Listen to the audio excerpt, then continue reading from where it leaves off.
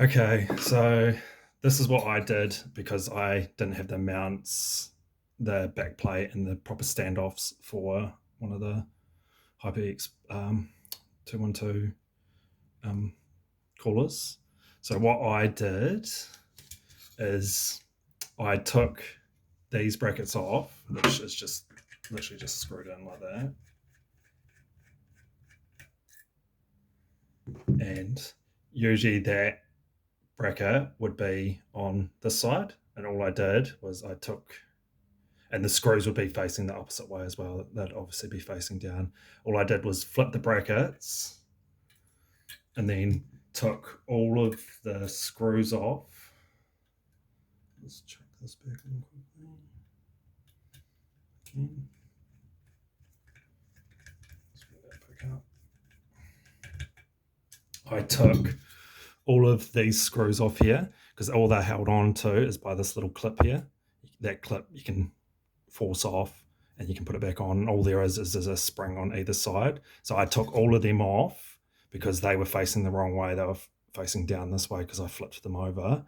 Took them all off, flipped them around, and then it pretty much sets the height for it bang on perfect. So you don't have to have the standoffs on this side. And all I did was buy one of these $2 back plates that have got like the little threads that you can screw into, and then just got one of them. Just chuck it on this spare board I've got lying around. Just slips into there because I'm going to use this on a build, probably on this board at some point. And then I just chucked them in, and then chuck that in.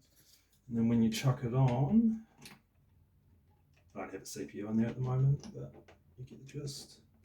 I used, I'm going to use little rubber grommets. I've already got them cut out perfectly to slip in on there. Actually, I'll just have a look, see.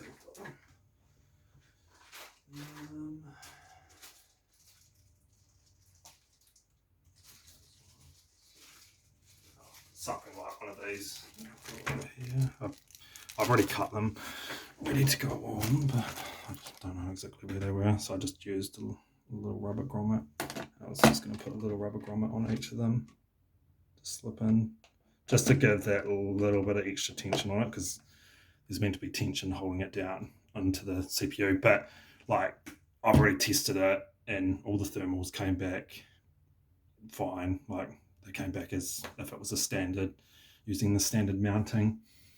And yeah, that's pretty much it. Like, when it screws down, the thread's gonna screw right tight to the board, and it puts the right amount of pressure onto the CPU. But that was the best way that I could figure out how to do it without having to buy the back plate. So hopefully that'll help you out and give you just that extra option. And at least then it only cost you $1, $2 to buy one of these back plates, which, yeah, that's all that cost me. It was like a $2 back plate off AliExpress. I'm just going to make sure it's got the like standoffs that go through the board just a little bit. But yeah, hopefully that helps you out. Cheers.